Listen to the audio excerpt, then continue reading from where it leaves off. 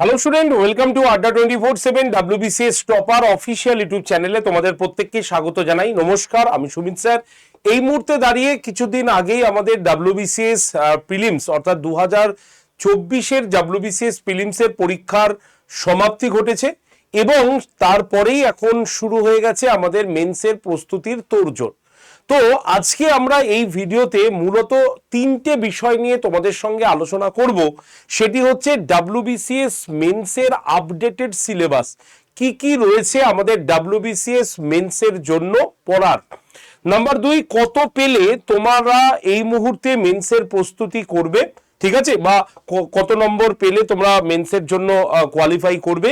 আর number 3 হচ্ছে মেন্সের preparation এই মুহূর্তে কিভাবে নেবে, তার সম্পূর্ণ আপডেটেড সিলেবাস, টপিক সবকিছু ডিটেলসে তোমাদের সঙ্গে ব্যাখ্যা করতে চলে এসেছি আজকের এই সেশনে, আজকের এই ভিডিওর মাধ্যমে।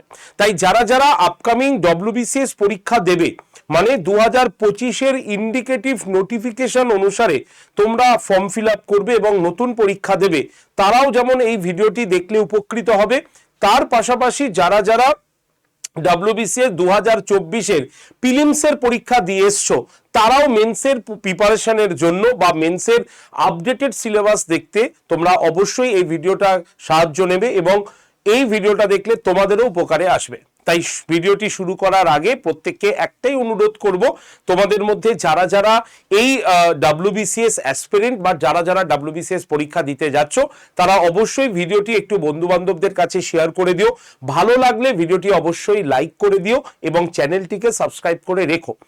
আর তার পাশাপাশি তোমরা যারা চ্যানেলে নতুন বা এখনো আমার WBCS এর হোয়াটসঅ্যাপ গ্রুপে জয়েন করনি তাদের উদ্দেশ্যে বলবো 8013492626 এই নাম্বারে তোমরা WBCS লিখে সেন্ড করে দিলেই তোমাদের কাছে গ্রুপ জয়েন্টের একটা লিঙ্ক পৌঁছে যাবে।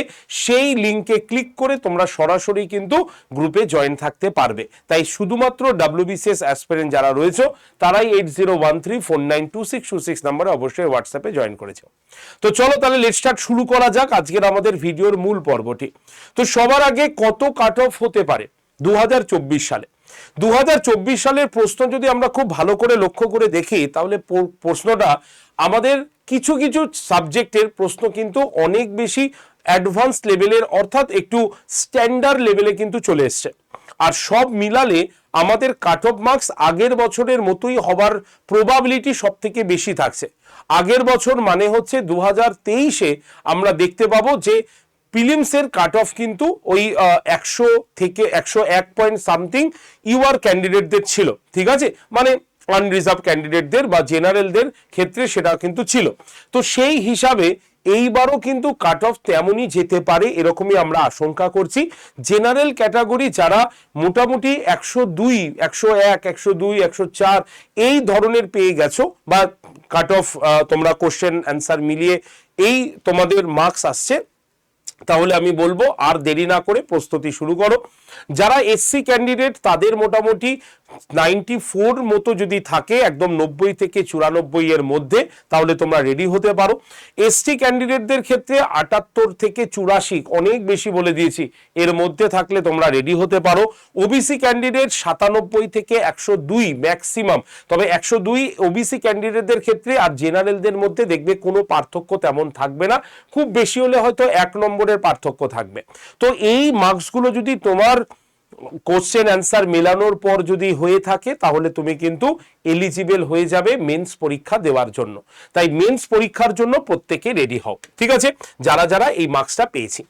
এবার আমরা মেন্সের জন্য সিলেবাসটাকে আগে দেখব, আগে প্যাটার্নটা দেখব যে কোন প্যাটার্নে আমাদের মেন্সের পরীক্ষা হয়। মেন্সের প্যাটার্ন যদি আমরা দেখি তাহলে আমরা দেখব এই পুরনো প্যাটার্নটাই অবলম্বন করা হবে, যেখানে কম্পালসারি পেপার এবং তার পাশাপাশি আমাদের কিন্তু থাকবে হচ্ছে অপশনাল পেপার। তো আমাদের কম্পালসারি পেপারের মধ্যে কি কি থাকছে, বাংলা, হিন্দি, উর্দু, নেপালি, সান্থালি, এই যে ভাষাটা, এই ভাষার মধ্যে যে কোনো একটা ভাষায় 200 নম্বরের ডেসক্রিপটিভ পেপারের প্রশ্ন থাকবে। ইংলিশ, এবার এইগুলোর মধ্যে কি কি টপিক থাকবে সেগুলো আমি তোমাদের এক্ষুনি দেখিয়ে দেবো। তার আগে আমরা একদম পেপারটাকে বুঝে নিই। তাহলে প্রিলিমিনারি আমরা দেখব হচ্ছে কি আমাদের মানে মেন যে পেপারটা সেটা হচ্ছে কি আমাদের 8টা পেপার থাকছে। সেটা কি, পেপার 1 এই ভাষাগুলো, পেপার 2 হচ্ছে ইংলিশ ভাষা, পেপার 3 তে আমাদের জেনারেল স্টাডিজ 1 এর মধ্যে history, geography, culture and society থেকে থাকবে। পেপার নাম্বার 4 এ আমাদের জেনারেল স্টাডিজ 2 এর মধ্যে polity, economy, science and technology and current affairs থেকে থাকবে। পেপার নাম্বার 5 এ আমাদের থাকবে constitution of India and Indian economy. Paper number 6 এ আমাদের থাকবে অ্যারিথমেটিক আর হচ্ছে test of reasoning. Paper number 8 এ মূলত আমাদের অপশনাল পেপার, এই অপশনাল পেপারটা শুধুমাত্র গ্রুপ এ এবং গ্রুপ বির স্টুডেন্টরা পরীক্ষা দেবে। ঠিক আছে, একটাই অপশনাল পেপার নিতে হবে, যেখানে 400 নম্বরের অপশনাল পেপার হবে, 200 করে। যদি তোমাদের এই অপশনাল পেপার নিয়ে কোনো রকম ডাউট থাকে, তোমরা যদি এই অপশনাল পেপারগুলোর সম্পর্কে আরো জানতে চাও, ঠিক আছে, তাহলে অবশ্যই কমেন্ট সেকশনে কমেন্ট করবে। তোমাদের কমেন্ট দেখে আমি পরের যে ভিডিওটি বানাবো সেটা অপশনাল পেপারই হবে, যদি তোমাদের কাছে কোনো কোয়ারিজ থাকে অপশনাল পেপার নিয়ে। ঠিক আছে, তাহলে এই হচ্ছে আমাদের টোটাল পেপার। তারপরেই আমাদের ইন্টারভিউ হবে। সুতরাং একজন গ্রুপ এর যারা স্টুডেন্ট তাদের টোটাল কিন্তু আমরা দেখব ইন্টারভিউ মিলিয়ে 1800 নম্বরের পরীক্ষা দিতে হয়। বির ক্ষেত্রেও 1800 নম্বর, সির ক্ষেত্রে 1350 নম্বর, আর গ্রুপ ডির ক্ষেত্রে 1300 নম্বরের কিন্তু সম্পূর্ণ পরীক্ষা দিতে হয়। এটা হচ্ছে একদম নিউ সিলেবাস অনুসারে। এবার আমরা এই যে প্যাটার্নটা দেখলাম, এই প্যাটার্নে আমাদের কি কি থাকবে ডেসক্রিপটিভ পেপারে সেটাও আমরা আলোচনা করব। তো চলো এবার দেখে নিই ডেসক্রিপটিভ পেপারে কি কি আছে। ডেসক্রিপটিভ পেপার বাংলা, হিন্দি, উর্দু, নেপালি, সান্থালি, এই 5টা ভাষার মধ্যে যে কোনো একটা নিতে হবে। এবং এই ভাষার মধ্যে আমি বাংলাটাই দেখালাম, প্রত্যেকটা ভাষার মধ্যে সেম প্যাটার্নই থাকবে। কি কি প্যাটার্ন এখানে রয়েছে আমি একবার দেখে দেবো। নাম্বার 1, লেটার রাইটিং, দেখতে পাচ্ছ 1 2 3 4 5, তাহলে 5টা হচ্ছে টোটাল আমাদের পার্ট। এই 5টা 40 নম্বর করে যদি থাকে তাহলে 4 5 20, মানে 200 নম্বর হয়ে গেল। তাহলে এক একটা সেগমেন্টে 40 নম্বর করে থাকবে।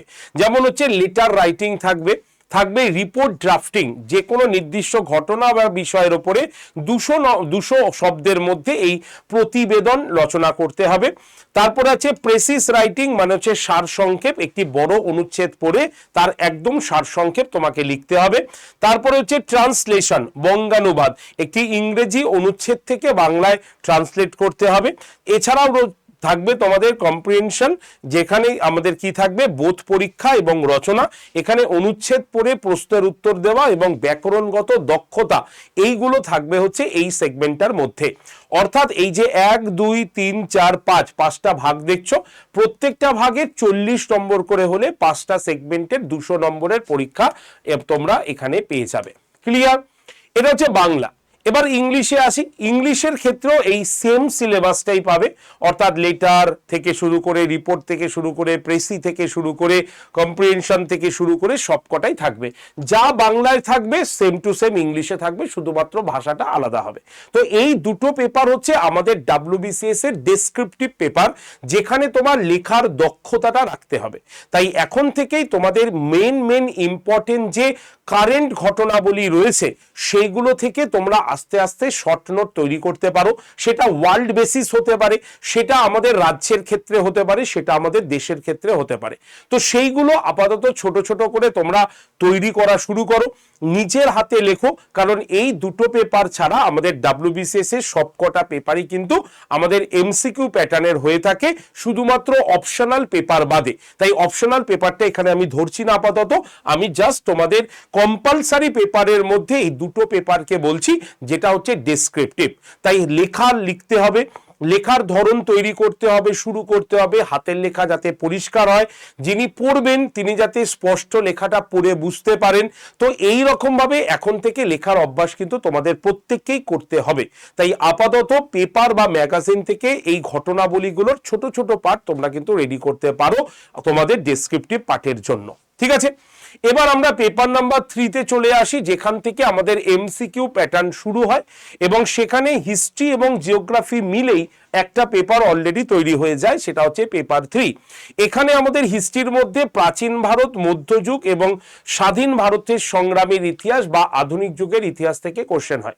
তবে এই প্রাচীন এবং মধ্যযুগের থেকে আধুনিক যুগটা একটু বেশি ধরা হয়, কারণ কোনো কোনো বছর আবার দেখা যায় আধুনিকের থেকে এনসিয়েন্ট বেশি এসছে, এই রকম দেখা যায়।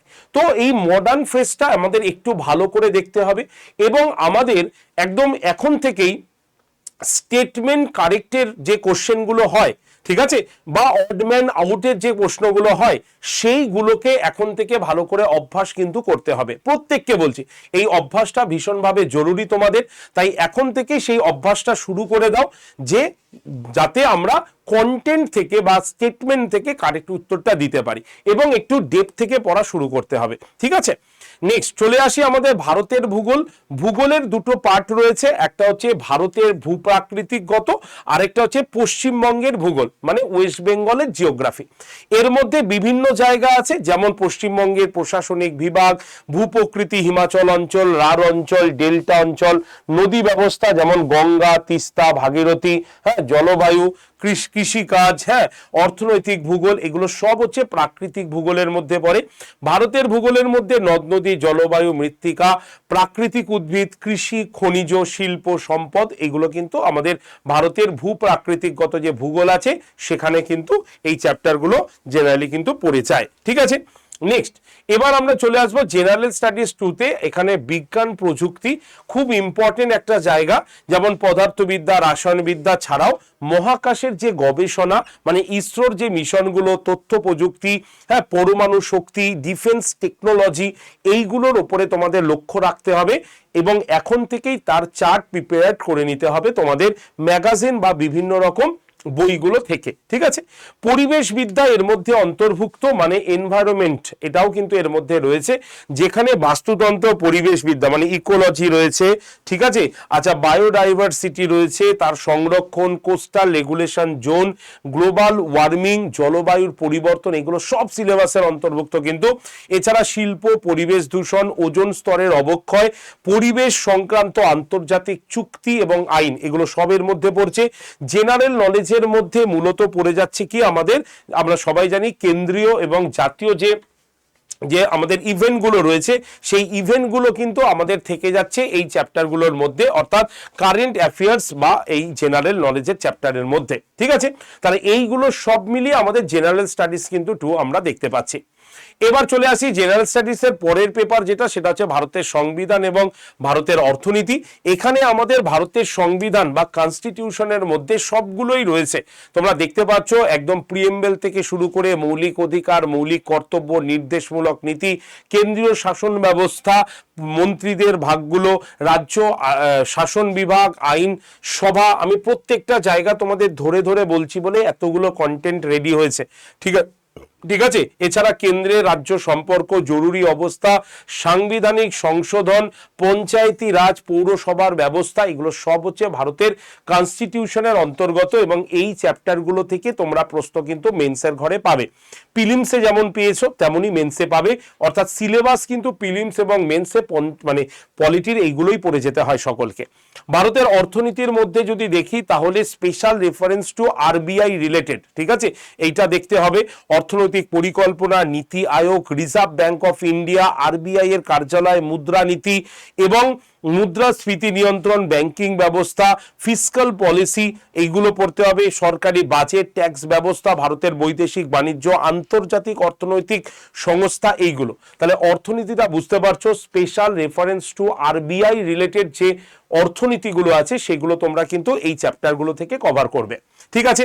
এছাড়া আমাদের অঙ্কতে যদি যাই বা রিজনিং এতে যদি যাই তাহলে আমরা দেখব অঙ্কের মধ্যে আমরা মাধ্যমিক স্তরেরই অঙ্ক পাবো এমসিকিউ প্যাটার্নের, যেখানে লসাগু, গসাগু, অনুপাত, সমানুপাত, আংশিদারি কারবার, গড়, শতকরা, লাভ ক্ষতি, সরল চক্রবৃদ্ধির সুদ, সময়, কার্য, দূরত্ব, হ্যাঁ, নল ও চৌবাচ্চা, ডেটা ইন্টারপ্রিটেশন, এগুলো সব হচ্ছে পাটিগণিত সিলেবাসের অন্তর্গত।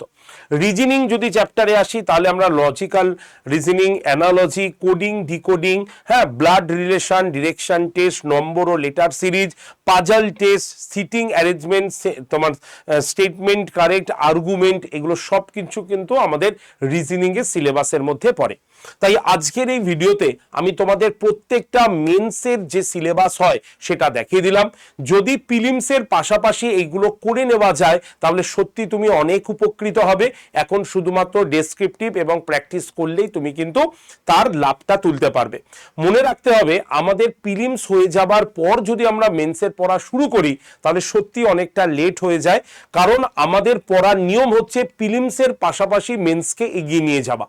এর জন্য তুমি দেখো এই যে চ্যাপ্টারগুলো না, এই চ্যাপ্টারগুলো সব আমাদের প্রিলিমসে কিন্তু পড়তে হয়েছে, এবং এই চ্যাপ্টারগুলো থেকেই আমাদের যখন একটু ভাস্ট ভার্সন আসছে তখন সেটা আমাদের মেন্সের ঘরে গিয়ে ধাক্কা দিচ্ছে। তাই বেসিক যে জায়গা ভালো করে আমরা যদি একবারই রেডি করে দিতে পারি তাহলে এই সময়টা আমরা শুধু রিভিশন দেব, নতুন নতুন প্র্যাকটিস সেটে প্র্যাকটিস করব এবং ডেসক্রিপটিভ পেপারটা কমপ্লিট করব।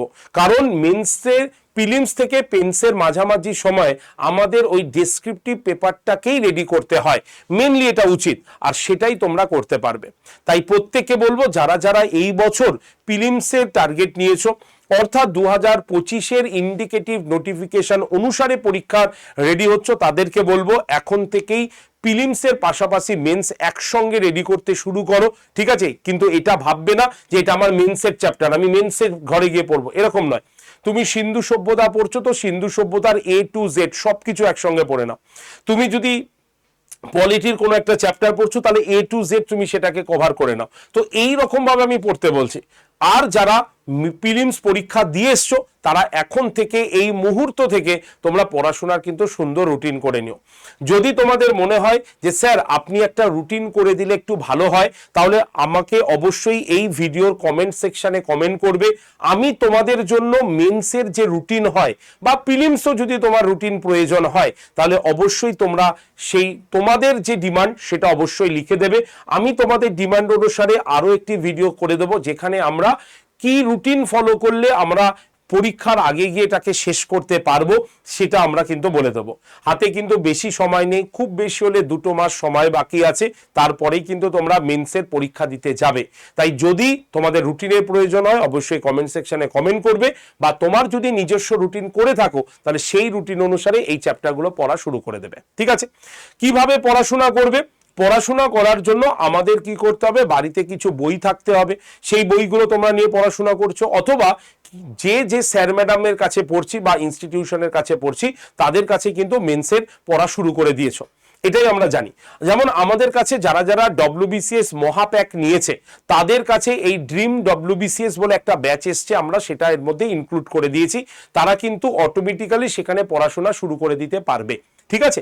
তেমন ভাবেই যারা আমাদের কাছ থেকে পড়াশোনা করেছে এবং সাকসেসফুল হয়েছে তাদের কিন্তু একটাই কথা, এবং তাদেরকেও আমরা এইভাবেই পড়িয়েছি যে প্রথম থেকেই প্রিলিমসের সময় থেকে মেন্সের ভিত্তিটাকে রেডি করা। এবং এর জন্যই আজকে এই যে আমার পেছনে তিনজনের ছবি রয়েছে, এই পাশে Abhijit group A officer, Sanchita group C, এবং এই পাশে রয়েছে ইন্দ্রাশিস গ্রুপ C, তারা কিন্তু কোয়ালিফাই করেছে এইভাবেই।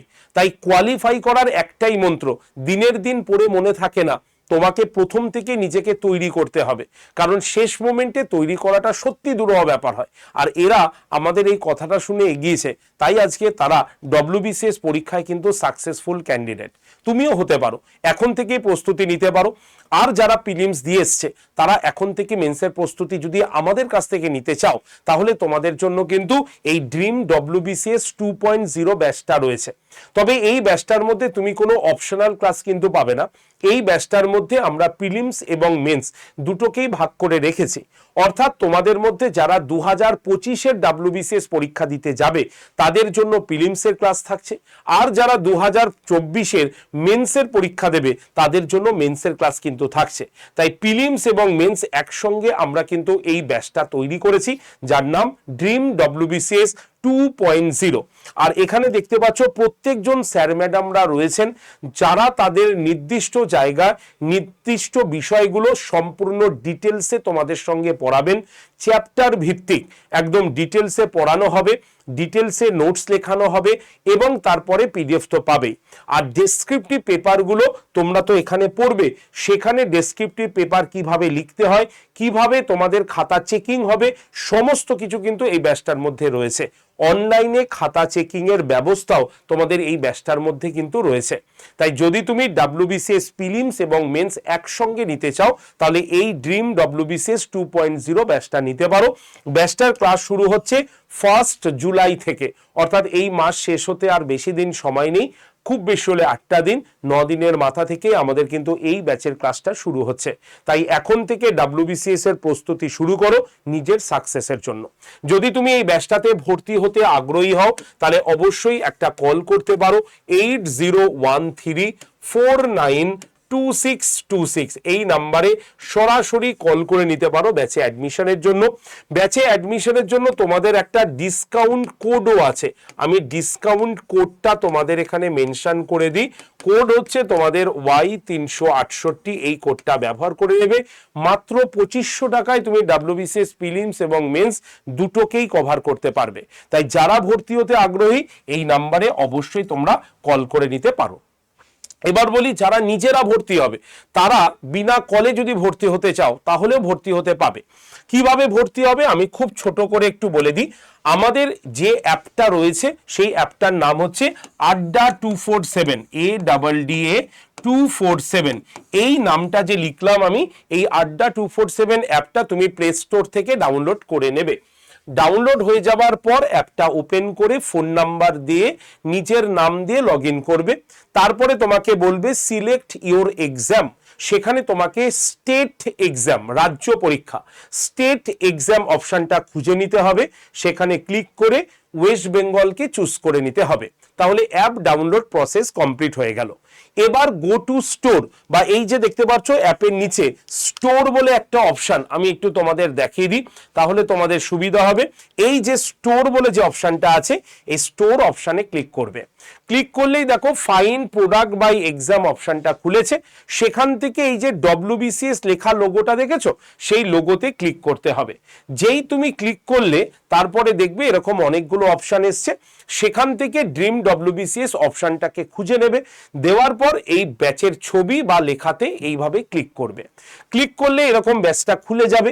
সেখানে দেখবে এই যে অফার্স অ্যান্ড ডিসকাউন্ট বলে লেখা আছে, তার নিচে সবুজ রঙের একটা বক্সে লেখা থাকবে DAD 20 কুপন অ্যাপ্লাইড। সেই DAD 20 কুপন অ্যাপ্লাইডের এই সবুজ রঙের বক্সটাতে যেই এরকম ভাবে ক্লিক করবে তখনই পেজটা খুলে যাবে এইটা। সেখানে তুমি দেখতে পাচ্ছ অ্যাভেলেবেল অফার্স এর নিচে তোমাদের কি লেখা রয়েছে, এন্টার কুপন কোড। এই এন্টার কুপন কোডের জায়গায় তোমাদের Y368 লিখে এই যে অ্যাপ্লাই বাটনটা দেখছো এই অ্যাপ্লাই বাটনে ক্লিক করতে হবে।